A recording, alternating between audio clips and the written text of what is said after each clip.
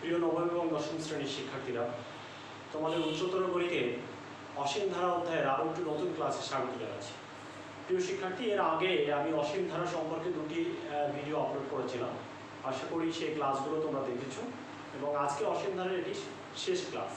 আশা করি আজকের ক্লাসে এই অধ্যায়ের সবচেয়ে গুরুত্বপূর্ণ যে ম্যাথ আছে সেটি নিয়ে আমি আলোচনা করব। প্রিয় শিক্ষার্থী, আমি অমিত সরকার, প্রভাষক উচ্চতর গণিত, Khulna collectorate public school and college. তোমাদের সবাইকে আজকের ক্লাসে স্বাগত জানাচ্ছি। লক্ষ্য করি আজকের ক্লাসে শুরুতে যে অঙ্কটি আমি লিখেছি অনুশীলনী 13 নম্বর, আমরা যদি একটু বই থেকে পড়ি, এখানে দেওয়া আছে যে এক্স এর উপর কি শর্ত আরোপ করলে, অর্থাৎ আমরা দেখতে পাচ্ছি যে ধারাটি এখানে দেওয়া আছে, এই ধারার মধ্যে কিন্তু এক্স ব্যবহার করা হয়েছে। আমাকে এখানে বলেছে এক্স এর উপর কি শর্ত আরোপ করলে এই অসীম ধারার অসীমতক সমষ্টি থাকবে। তাহলে এখান থেকে একটা কথা বলেছে যে অসীম ধারার অসীমতক সমষ্টি থাকবে। প্রিয় শিক্ষার্থী, এটি কিন্তু বলে দেয়নি যে এটা অসীম গুণোত্তর ধারা। তাহলে সবচেয়ে প্রথম কাজ হচ্ছে যে তোমাকে এটা গুণোত্তর ধারা এটি প্রমাণ করতে হবে। তাহলে দেখো, তারপরে গুণোত্তর ধারার অসীমতক সমষ্টি বিদ্যমান থাকার একটা শর্ত, যেটি গত ক্লাসে আমি পড়িয়েছিলাম, প্রথম ক্লাসে পড়িয়েছিলাম, এখানে প্রথম ভিডিওতে এই অধ্যায়ে, সেই ক্লাসে নিশ্চয়ই যেটি শিখিয়েছিলাম তোমাদের সেটি মনে আছে। অর্থাৎ সেই সূত্রটার সাহায্যে আমরা কিন্তু এই ম্যাথটি করব। লক্ষ্য করো, প্রথমে যে কাজটি তোমরা করবে, এখান থেকে এখানে দ্বিতীয় পদ মানে হচ্ছে 1/x+1 তার হোল স্কোয়ার, এটাকে ভাগ দিব আমরা প্রথম পদ দিয়ে, সেটা হচ্ছে 1/x+1। তাহলে এখান থেকে আমরা দেখতে পাচ্ছি যে 1/x+1 তার হোল স্কোয়ার ইন্টু, যদি গুণ করে উল্টিয়ে দাও তাহলে উপরে চলে যায় হচ্ছে x+1/1। আসলে নিচে 1টা না লেখাটাই সবচেয়ে ভালো, 1টা আশা করি তোমরা লিখবে না। আচ্ছা, আমি বোঝানোর জন্য লিখলাম, এটা একটা বাদ হলো, তার মানে আমরা এখান থেকে যেটা থাকছে সেটা আমরা দেখতে পাচ্ছি যে 1/x+1। একইভাবে আবার যদি আমরা করি, এখান থেকে 1/x+1 তার হোল কিউব, এটাকে আমরা ভাগ দিব দ্বিতীয় পদ দিয়ে, অর্থাৎ 1/x+1 তার হোল স্কোয়ার। এখান থেকে দেখতে পাচ্ছি যে 1/x+1 এর হোল কিউব ইন্টু, যদি গুণ করে উঠিয়ে দিই তাহলে এখান থেকে থাকে x+1 তার হোল স্কোয়ার বাই 1। 1টা নিচে না লেখাই ভালো, এখান থেকে যেটা লিখলাম সেটি হচ্ছে 1/x+1। তাহলে আমরা এক্ষেত্রে দেখলাম, তাহলে আমরা বলতে পারি যে অতএব প্রদত্ত ধারাটি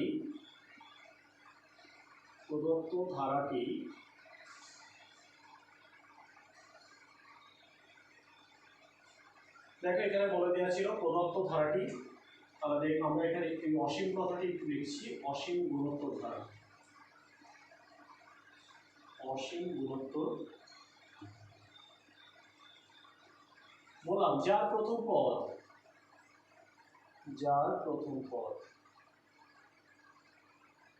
লক্ষ্য করো, প্রথম পদকে আমরা এ হিসেবে নামকরণ করছি। প্রথম পদ লক্ষ্য করি, সেটি হচ্ছে 1/x+1। এরপরে যেটি আছে সেটি হচ্ছে সাধারণ অনুপাত,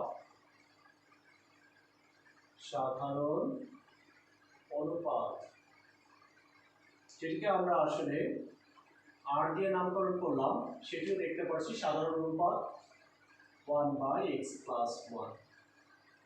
তাহলে আশা করি এটুকু সবাই বুঝতে পেরেছো। এরপর যে বলেছে যে প্রদত্ত অসীম গুণোত্তর ধারাটি অসীমতক সমষ্টি থাকবে, আসলে কোন শর্তের জন্য অসীমতক সমষ্টি থাকে সেটি কিন্তু তোমাদের শেখানো হয়েছে। লক্ষ্য করো, আমরা এখানে লিখব প্রদত্ত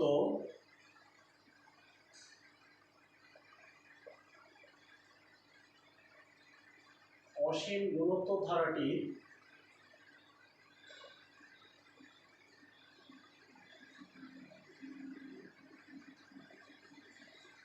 অসীমতক, এটি ব্র্যাকেটে লিখেছে, তোমরা চাইলে ব্র্যাকেটের মধ্যেও লিখতে পারো, সমষ্টি থাকবে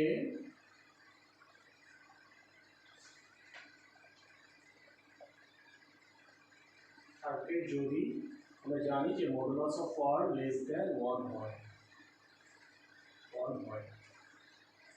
প্রিয় শিক্ষার্থী, এর নিচে আমি একটা কথা লিখে দিয়েছিলাম, যে কথাটা আমরা এইচএসসি ক্লাসে বেশি লিখি, যে অর্থাৎ লক্ষ্য করো যে এই কথাটির অর্থ হচ্ছে -1 এর চেয়ে আর বড় বাট লেস দ্যান 1। এটি যদি তোমরা এভাবে করো তাহলে ম্যাথটি অনেক সহজ হবে।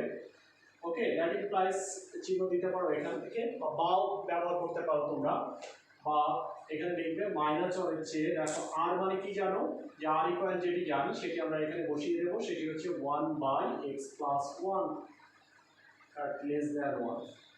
দেখো এই নিয়মে যদি করি তাহলে খুবই খুবই সহজ হবে। আবার বলছি, এটি নিয়মে করলে খুবই সহজ হবে। লক্ষ্য করি আমরা এখন, এবার করবো এখন। দেখো এখানে দুই পার্টে ভাগ করে নিব। একবার লিখবো হচ্ছে -1 লেস দ্যান 1/x + 1, আরেকটা অংশে লিখবো অথবা এই অংশটা লিখবো, সেটি হচ্ছে 1/x + 1 লেস দ্যান 1। আচ্ছা, লবহর যদি উল্টে দিই তাহলে কিন্তু অসমতার দিক পরিবর্তন হয়। আমি একটা উদাহরণ দিয়ে তোমাদের একটু বুঝিয়ে দিই, লক্ষ্য করো। যদি দেখো 1/2, 1/2 এর মান কত? 0.5। 1/2 কিন্তু বড় 1/3 চেয়ে। 1/3 মান হচ্ছে 0.33, আর এটা মান 0.5, এটা বড়। এখন যদি লবহর উল্টায় দাও তাহলে দেখো একটা হচ্ছে 2 আর লবহর উল্টায় দিলে আরেকটা 3। এবার কিন্তু অসমতার ডিরেকশন চেঞ্জ হয়ে গেল, অর্থাৎ অসমতার দিক লবহর উল্টে দিলে কিন্তু পরিবর্তন হয়ে যাবে। তাহলে আমরা এখানে দেখো উভয় পাশে আসলে লবহর উল্টে দিব। দেখো এর নিচে 1 আছে, তাহলে আমরা বলতে পারি 1/-1, তারপরে সেটিও -1। এক্ষেত্রে কিন্তু অবশ্যই এটা গ্রেটার দ্যান হয়ে গেল। এটাকে যদি লবহর উল্টায় দাও তাহলে সেক্ষেত্রে আমরা লিখতে পারছি যে x + 1। আবারও বলছি, লবহর উল্টা দেওয়ার কারণে এখানে লেস দ্যান জায়গায় এটা গ্রেটার দ্যান হয়ে গেল। এটাকে যদি আলাদাভাবে তুমি লবহর উল্টায় দাও তাহলে এখান থেকে দেখো যেটা থাকছে যে x + 1, এটি ছিল লেস দ্যান, বাট এটা হয়ে গেল গ্রেটার দ্যান 1। এরপরে এখান থেকে দেখো উভয় পক্ষে আমরা -1 নিব, তারপরে দেখো এখানে -1 ইজ গ্রেটার দ্যান x + 1 -1। এখান থেকে আমরা যেটা থাকছে সেটা হচ্ছে -2। আবার দেখো এই পাশে যে কাজটি আমরা করব সেটি হচ্ছে x + 1 -1 ইজ গ্রেটার দ্যান 1 -1। তাহলে আমরা এখান থেকে দেখতে পাচ্ছি যে x ইজ গ্রেটার দ্যান 0।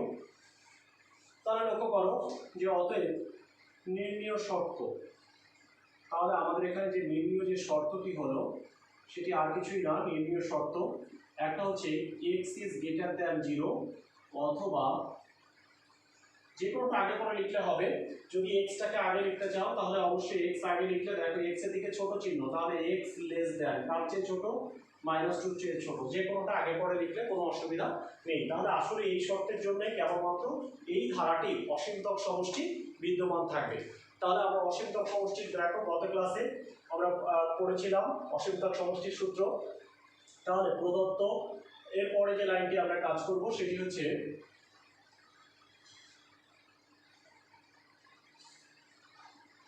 আমি এটুকু মুছে দিলাম, মানে আমাকে আবার নতুনভাবে এটুকু লিখতে হতো।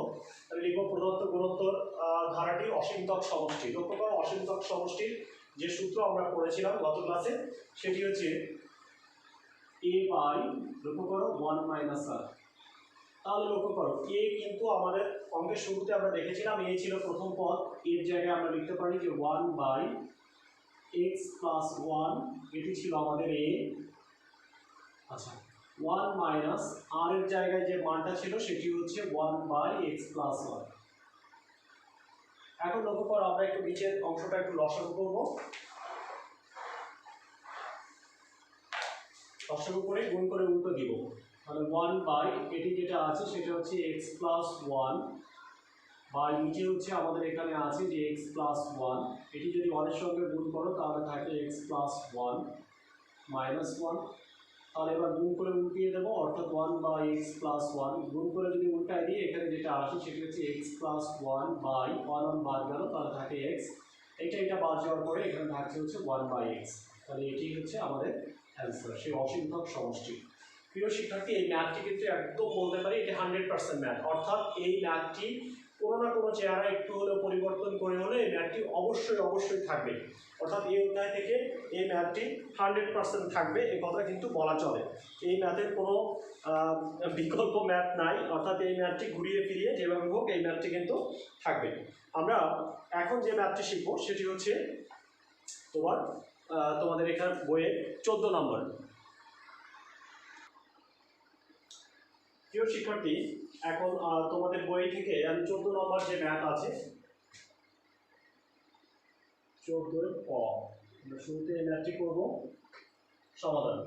দেখো এখানে দেওয়া আছে যে 0.27 কোণকোণী, খুবই সহজ একটা ম্যাথ। আমরা যেটা লিখতে পারি যে 0.27, এভাবে অনেকগুলো 27 করে আসলে এটা যাবে 0.27 এভাবে কিন্তু অনেকগুলো চলে যাবে, বিষয়টা এরকম। এইটাকে আমরা যেটা লিখতে পারি সেটা হচ্ছে 0.27, 0.0027, 0. চারটা জিরো হবে এবার 27 প্লাস ডট, এইভাবে একটা ধারা আকারে লিখতে পারি। লক্ষ্য করো, এইভাবে যদি আমরা লিখি আসলে এটা কি ধারা তৈরি হয়েছে, এটা এখন একটা বোঝার বিষয় যে এখানে এটা কি ধারা তৈরি হয়েছে। এটা তোমাদের বইতে যে ম্যাথগুলো করা আছে সরাসরি বলে দিয়েছে এটা অসীম গুণোত্তর ধারা, কিন্তু অসীম গুণোত্তর ধারা তুমি কিভাবে সরাসরি বলতে পারো না যাচাই করে? তাহলে দেখো এখানে আমার মতে যে কাজটি করবো সেটা লিখবো এখানে দ্বিতীয় পদ অর্থাৎ 0.0027, এটাকে ভাগ দিবে 0.27, এটা দিয়ে যদি ভাগ দাও তাহলে আসবে 0.01। এবার লক্ষ্য করো 0.4027, এটাকে ভাগ দিবে 0.0027 দিয়ে, তাহলে 0.01। তাহলে আমরা এখন বলতে পারছি যে অতএব প্রদত্ত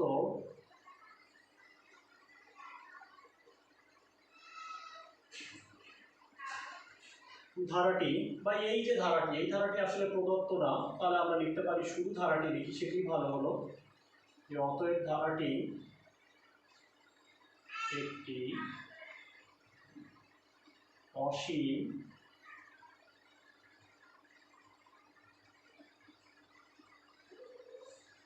গুণোত্তর ধারা। তাহলে আমরা এখান থেকে যার প্রথম পদ,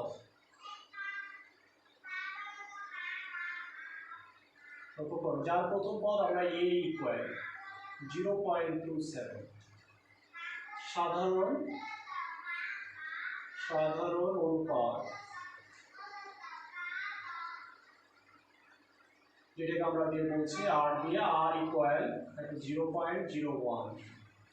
তাহলে দেখো আমরা বলবো এখানে এটি কিন্তু বইতে দেখবে তোমরা লেখা আছে যে r লেস দ্যান 1। কোথায় শর্ত আছে যে অসীমতক সমষ্টি বিদ্যমান থাকার শর্ত r লেস দ্যান 1? আমি সবসময় এটি বলে থাকি যে অসীমতক সমষ্টি বের করতে গেলে অর্থাৎ মডুলাস অফ r, এটাকে 0.01 একে মডুলাস করলে যেটা হচ্ছে 0.01, এইটি কিন্তু আমরা বলছি যে লেস দ্যান 1। তাহলে লেস দ্যান 1 হওয়া মানে কি এই ধারাটির অবশ্যই অসীমতক সমষ্টি বিদ্যমান থাকবে।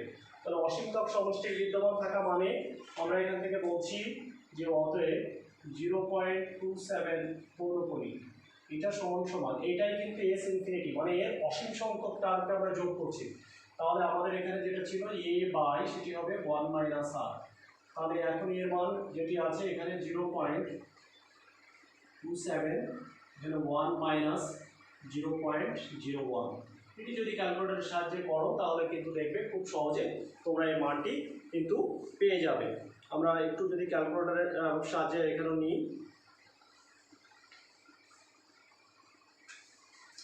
উপরে হবে এখানে 0.27 বা এখানে হবে 0.99। ক্যালকুলেটর এটাকে ভাগ করে যদি তোমরা a পূর্ণ b বাই c চাপ দাও তাহলে দেখো সরাসরি পেয়ে যাবা। বা আমরা এখান থেকে যদি ক্যালকুলেটর ছাড়াও করি 100 দিয়ে যদি গুণ করি, উপরে হয় 27 আর নিচে হয় 99। তাহলে সেক্ষেত্রে যদি তুমি 9 দিয়ে কাটাকাটি করো 3 9 27, তাহলে উপরে যেটা হচ্ছে 3 আর 11 99, অর্থাৎ এটি কিন্তু আমাদের অ্যান্সার। প্রিয় শিক্ষার্থী, আশা করি তোমরা খুব সহজে এটি বুঝতে পেরেছো এবং এখান থেকে যে এই যে শর্তগুলো এগুলো কিন্তু খেয়াল করবে, অর্থাৎ বইতে কিন্তু এই অংশটি করা নেই, এটি কিন্তু তোমাকে অবশ্যই করতে হবে। তার মানে তুমি বুঝলে কি করে যে এই যে ব্যাপারটি, অর্থাৎ বলছি যে এইটাই যে একটা অসীম গুণোত্তর ধারা, এটি কিন্তু বারবার করে বলছি, এটি কিন্তু তোমাকে প্রমাণ করে দেখাতে হবে। আমরা এখন এর পরবর্তী একটা ম্যাথ, যে কোনো একটা ম্যাথ আমরা হয়তো দেখবো। খ নম্বর,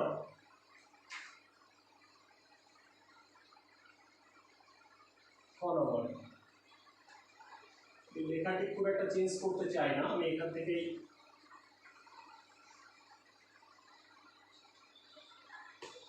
লক্ষ্য করি। খ নম্বরে যে ম্যাথটি দেওয়া আছে সেটি 2.305, 3 আর 5 এর মাথায় পৌর করি, তার মানে এটাকে আমরা বলতে পারি 2.305, 305, 305, এভাবে কিন্তু চলতে থাকবে।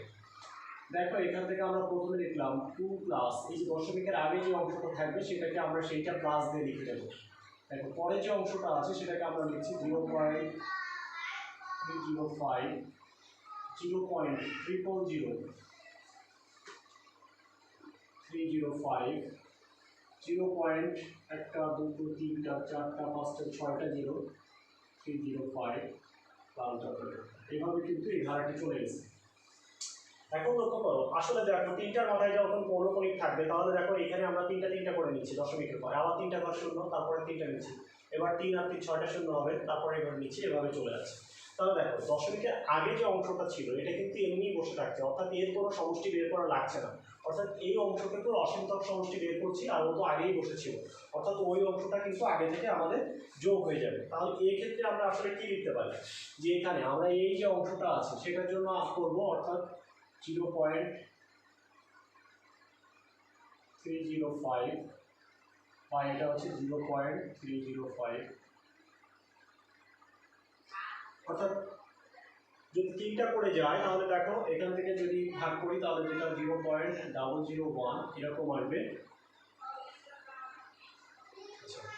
এরপর দেখো যেটা আছে 0.000, আরও তিনটা 0, 305, এটাকেও ভাগ দিব 0.305, এটা দিয়েও যদি ভাগ করো তাহলে দেখো 0.001, এটা আসবে। এখন লক্ষ্য করো এখানে যেটি আছে, এখানে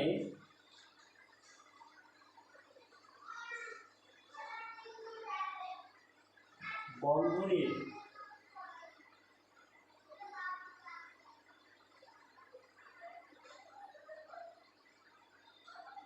ভিতরের অংশটি, এই কথাটি সংযুক্ত করবো। আমি টোটালটার কথা বলছি না, শুধুমাত্র বন্ধনীর ভিতরের অংশটি, বন্ধনীর ভিতরের অংশটি একটি অসীম গুণোত্তর দ্বারা, যার প্রথম পদ লক্ষ্য করো এইগুলো সব চেঞ্জ হয়ে যাবে। তাহলে আমরা এখান থেকে সব কিছু চেঞ্জ করে দিব। আচ্ছা এই অংশটা আমি মুছে ফেলি। কত সহজ, একদম সহজ, একই নিয়ম, জাস্ট খালি এই মাঝের অংশটা পূরণ করতে হবে। যার প্রথম পদ এ ইকুয়াল, কত 0.305, সাধারণ অনুপাত নিশ্চয়ই 0.001, এখানে আমরা যেটা লিখব যে 0.001, এটা অবশ্যই 0.001, এটা অবশ্যই লেস দ্যান 1। তাহলে আমরা সেক্ষেত্রে লিখতে পারছি যে অসীমতক সমষ্টি আছে, তাহলে এই জায়গাটা আমরা এটাকে চেঞ্জ করে দিব, লিখব 2.305, তার পৌনঃপুনিক। একটু খেয়াল করো এই জায়গাটা একটা চেঞ্জ আছে। কি চেঞ্জ আছে লক্ষ্য করো, আমরা শুধুমাত্র কিন্তু এই অংশের জন্য সূত্র প্রয়োগ করছি, বাট আগে থেকে কে প্লাস ছিল, আগে থেকে কিন্তু 2 প্লাস ছিল। তাহলে আমরা শুরুতে যেটা লিখবো যে 2 প্লাস a/1 মাইনাস r, অর্থাৎ এটি কিন্তু চেঞ্জ হয়ে গেল কারণ আগে থেকে একটা 2 ছিল। তাহলে লক্ষ্য করে এবার যেটা আছে যে 2 প্লাস এর মানটা আমরা এখানে লিখবো 0.305, আর এখানে 1 মাইনাস 0.001। এটিও তোমরা নিজেরা করতে পারবো আশা করি। আগের মতো তোমরা যদি ক্যালকুলেশন শেষ করো তাহলে কিন্তু এই ম্যাথটি হয়ে যাবে, অর্থাৎ পূর্ণ সংখ্যা আকারে রাখবা, পূর্ণ সঙ্গে সেটাকে যোগ লসাগু করে দিবা, তারপরে বাকি অংশটা আশা করি তোমরা করতে পারবা। প্রিয় শিক্ষার্থী, এই সাথে তোমাদের অসীম ধারা অধ্যায়টি কিন্তু শেষ হলো।